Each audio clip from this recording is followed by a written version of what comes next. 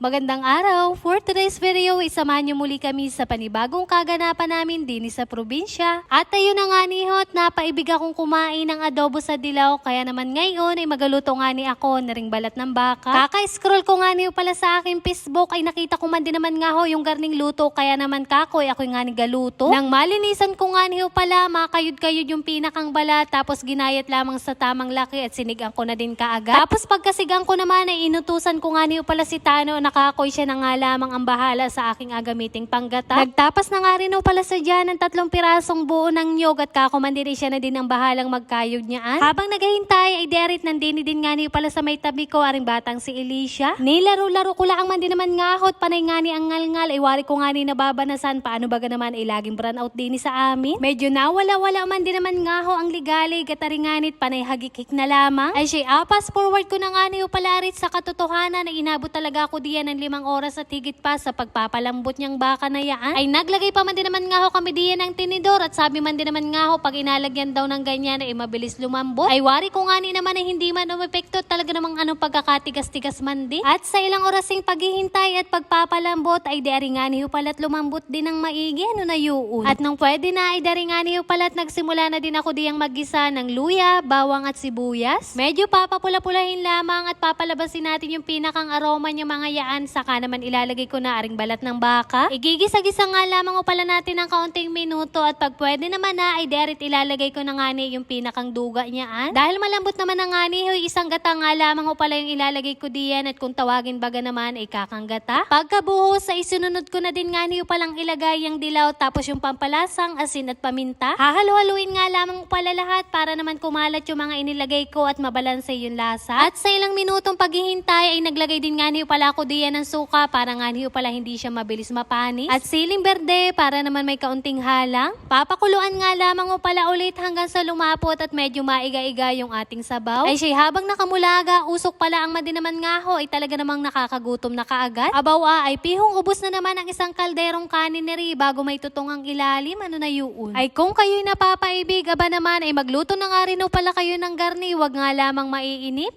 Fast forward, share ko na nga rin pala sa inyo yung mga kaganapan namin nung kami nagparini sa Jollibee. Naimbitahan na naman nga niyo pala si ate na magparini, kaya naman ayun at barkadahan na naman nga ni kami. Pagkarating namin, ilang minuto pa nga lamang pala ang nakakalipas ay nagsimula na din kaagad sila diyan ng kanilang program. Isa-isa nga niyo palang naglabasan yung mga mascot na yaan at kahit man din naman nga ho akong matanda na ay talaga namang giliw na giliw nung nakita ko yung mga yaan. Kung dati-rati man din naman nga ho ay madalas si Jollibee lamang ang nakikita ko, ay ngayon man din naman nga ay halos lahat sila talaga namang nakakatuwa. Bawat tao nga niyo palang nandini ay tuwang-tuwa at kanya-kanya nga niyo palang niyapusan at saka nga ni picturan. Ay kung may mga giliw na giliw ay meron din nga niyo palang batang takot na takot at maalman nyo na nga lamang pala mamaya kung sino ba gayuon. Nagpakitang gilas din nga niyo pala diyan si Jollibee at nakakatuwang isipin kung dati-rati nung mga bata pa kami ay pangarap lang namin ito. Pangarap na makapunta at makadais kay Jollibee ay ngayon man din naman nga hoy unti-unti na ding natutupad. Noon ay palagi lamang naming nasasambit kung kailan nga ba kami makakaparini at nakakagalak ng puso na ngayon kapag gusto namin pumunta ay nakakapunta kami. Ay siya kung may tuwang-tuwa ay mayroon din naman nga niyo palang takot na takot din sa sulok at halos din na nga lamang at hindi nga ni makaalis-alis. Syempre nandito na din nga lamang pala tayo, hindi ko rin papalampasin na hindi ako makayapos at makapagpapicture sa mga ari. Ay siya papaano ba gawin hanggang din na nga lamang muna ho. Pero bago ko nga niyo pala tapusin ay maraming salamat nga niyo pala sa aking 100k followers.